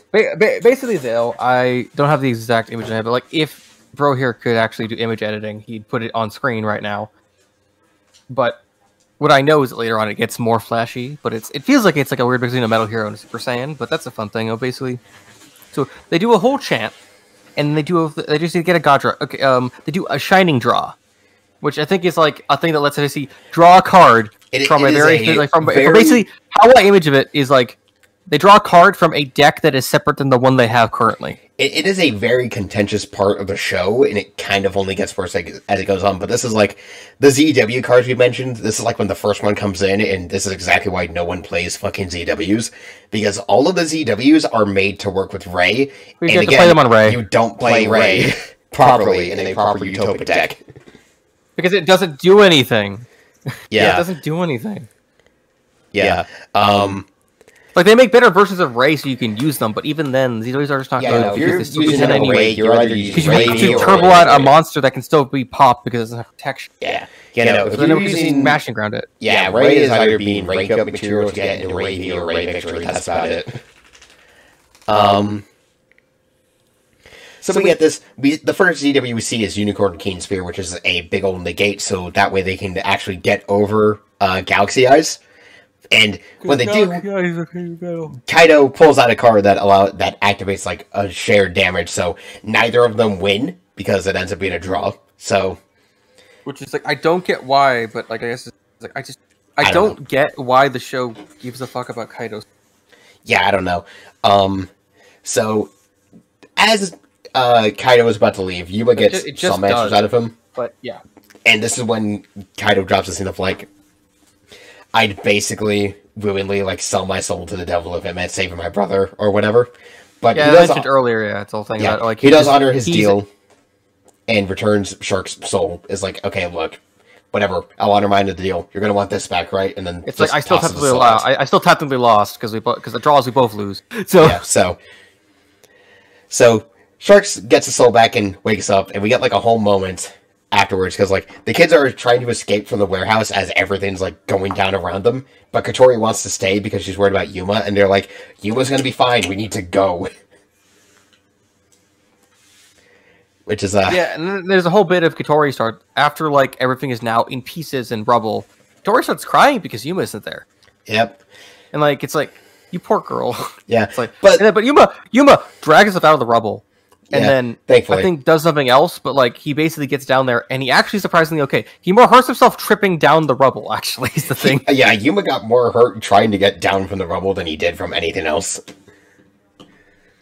But and then to of course mark the episode, which is the amusing part because he got lucky, but yeah. Yeah, and then to mark it because apparently it's also been long enough that now it's like morning and the sun's starting to come up. They see Kaido gliding off with Orbital 7 into the sunrise because it's like, yeah, okay, we're not done yet.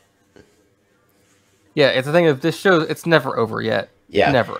And then, to kind of wrap up, like we said, episode 25 is just kind of nothing. It's a recap episode and build up into the next major arc. So yeah, it's just kind of like, it's also just showing that people are aware of the actions of the main characters because Akari's trying to make a news article about the warehouse explosion and so on. Yeah. So it's not a whole lot. And like, honestly, the only thing about the episode is about there's 3 suns showing the 3 different worlds. Yeah. It's more just showing. It's just doing some like indirect world building stuff. Yeah, basically. That's really kind of about the only interesting thing. And then of course we get like a whole yet again another foreshadowing encounter with Yuma and Kaido where it's like, yeah, okay, they're gonna duel again at some point. Okay, cool, we get it. We know the bit. So yeah.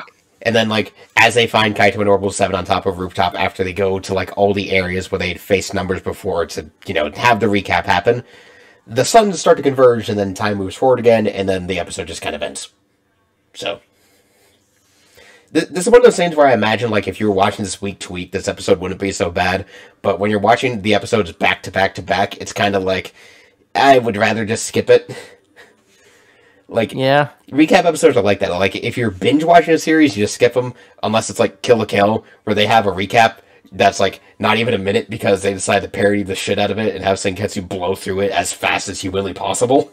And it's really funny because they're blatantly making fun of recap episodes. It just shows you bits so you remember what happened. Yeah, but obviously, I would say that to get into wrapping up this first 25 episodes of the show, like, it's not the worst setup, but it's also, in some ways, like, not the most interesting of duels. It does show off a lot of cool stuff. I like the character moments. I think the duels could be, like, they're hit or miss. A lot of the better duels start coming later in the show, especially once, like, the get involved. But, again, that's, like, part 2. Yeah, that's the whole thing. That's, like, whole 70 episode thing. Yeah. But I want to bring up, what do you think of the characters, I guess, honestly? I still kind of consider Yuma to be, like, one of the weaker protagonists. He's not as bad as a lot of the detractors of the show would say, especially in, like, the English fandom. He's not that bad, and he's not even half that annoying, even if I think freaking Katobingu da Ore is a bit of an ear grinder at times. He's not that bad. I think it's fun. I think it's fun because it's more the energy he puts into it. Also because it's, like, it's a dumb kid saying a dumb thing he thinks is really cool. That his dad taught him to say. Yeah, he's not the worst protagonist, but he's definitely, compared to some of the others, definitely on the weaker side. Though, to be fair, he doesn't suffer from the character issues that, like, well, as someone that hasn't watched all of the stuff that much, and I have memories about it. Well, all of Reigns is rushed, so it's like, eh. Yeah, but Yuma's not that bad. I mean, again, my initial impressions are definitely kind of waylaid. I don't think he's a terrible protagonist. I just think he's kind of on the weaker end, but that's just fine. I think it's also like he's actually the only character in like Yu-Gi-Oh that it's actually a 13-year-old. Yeah, like by design. I actually kind of like that he doesn't start off as like a prodigy duelist like a lot of the other characters do. Like, I think he's a bit too sucky. Yeah, no, I think he's a bit too sucky at times, but bad if like he was more middle of the road. Like Yuya actually kind of starts out that way in Arc V. Like Yuya isn't some magical prodigy. He's a performer. Performs poorly at some point. Like not too badly, but no, like because like he's not good at playing the game. He's better. At he's a showman. Yuya's a showman. That's his bit. He's like he does perform. He does like cool showy moments. He has cards that are meant to like make it more dramatic and stuff instead of actually like other things. Yeah, which of course changes over time, but Astral, in my opinion, Astral currently suffers from character who doesn't do a whole lot yet.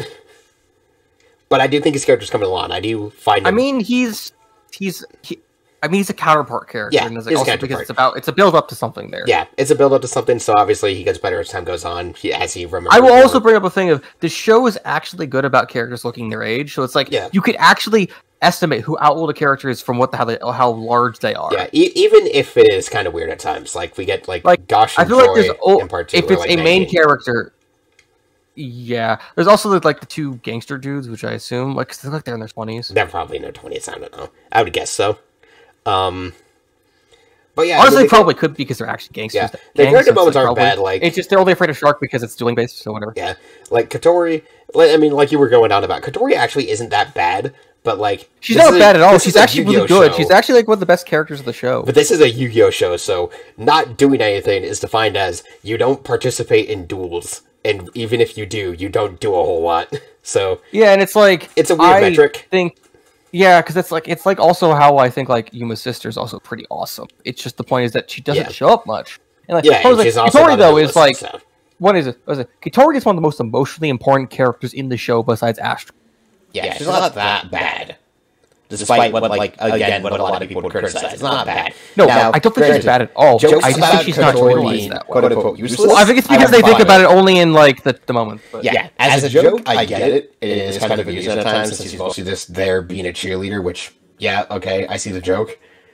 But I mean, but so is Tetsuo. Yeah, Tetsuo is just kind of the friend character, and that's fine. He's the Joey of the show. He's the Joey of the show. He serves his role, and he serves it well, let's put it that way. Yeah, and Katori also does the same thing, too. Yeah, they have their place, and they don't do it terribly. That's kind of the best praise we can put to it. It's also because I think, like, as I'll bring up again, you take a drink again. Drink water, please. But, again, if they were older, Katori would be, like, because there are some moments in the show that show, like, Yuma would probably have some very deep emotional moments and don't, like, probably, like, actual, like, fugue states and stuff happening. Yeah, maybe. Where it's like, if they were older, I feel like there'd be times like Katori actually having to console him to, like, get out of like a depressive moment out of like actual fear of death. So it's like there are times where it's like she's important. It's just because they're also kids, they can't show how important she would be because Yuma doesn't understand how actually is to have Katori in his life because she's actually someone many people want in their lives. Well, because as Astral notes, Yuma's also again a dumb 13-year-old, so you know he doesn't understand the feelings of other people. Yeah, he's a 13-year-old. Katori, I think it's a bit wise for her age, but I think it's also because she's like a girl that hangs out with a bunch of dumb guys all the time. Yeah, so she'd probably Again, it's not bad. This first arc isn't terrible. The next arc is basically what I would call the World Duel Carnival preliminaries, and I think this is kind of when the show starts really kind of sort of growing the beard, so to say, kind of because the duels get a lot more interesting, and we start seeing some more interesting archetypes. Like, again, I'll mention Gosh, because this guy is cool. Because he also plays Heroic Champions. He plays Heroic Champions, and Heroic Champions are cool. So, there's that. Heroic Challengers are interesting. I will say a bit, is that, like most shown things, as it escalates, it means the duels actually get smarter and more complicated. Yeah, so that's kind of what the first arc suffers from, is that it's building up to all the more complicated and cool shit, and we're kind of just in those initial stages, so it's not the strongest duels in the show, but we'll get to some of those. They're not bad, like nothing has been crummy, because like it was never an ass pull, like there was like maybe some things, but it's also like You could debate Like, that Shine Draw is a literal plot. Yeah, but at the moment asshole. it mattered. I mean, at the moment though, it was fitting because it was like, how do they stop? How do they save themselves? You know? Yeah. It's like in that moment they have a whole super mode. Why don't they get something to counteract? You know, it's like, it's different. Yeah, it's fair. But in a show, it fit. To me, it didn't feel dumb because it fit the moment. Yeah, wasn't the worst thing that it could be. So, yeah. As someone that has protagonist level luck at times, sometimes it's just timing is great. Oh yeah, no, that's fair. So, with the next part, No, I'll be real. Like, you can see my win rate in my progression series. I have true, like a true, 65% win rate. True. Yeah. So, as for the next part, the next segment we're going to be covering that, as mentioned, WDC prelims arc, which is like the next 23 episodes from what I checked. So that's going to take us a couple of weeks. We will get back to you in like. That's going to take us a couple of weeks. Yeah, we'll get back to you in April. Yeah, we're going to get that a couple of weeks because Axe needs to get through it. I've watched ahead, so probably early April. I need to go back over it. Is what I need to do because I watched ahead. Rewatch. Yeah, it's like. Yeah, but you didn't like watch it deeply. You just skimmed through it. Yeah, I mostly skimmed through it because I have watched the show before, so I have some vague memories of it. Yeah, but maybe within like another week or so, we will have something else to like bring, because I think it's something that I've been looking forward to seeing. Yeah, we've been talking about a lot of things. I have mentioned this on the channel before. There's a few bits we brought up a few hands. I've mentioned I write fan fictions before, and Axe and I have been talking ideas. I also write stuff too, but like that is like I'm near graduating getting a degree, so like I haven't been. I wouldn't quite call it. Well, it's kind of a how we would prefer to like see ZeXal improved. I guess half you could an say idea, is the half a idea. work, you know. If anyone here ever heard, I doubt anyone here has probably heard of CocoCast, but it's based off some ideas they've had of how they discuss. Yeah, they have like this entire thing. We're talking about we're not doing an autopsy. We're doing a biopsy. Yeah.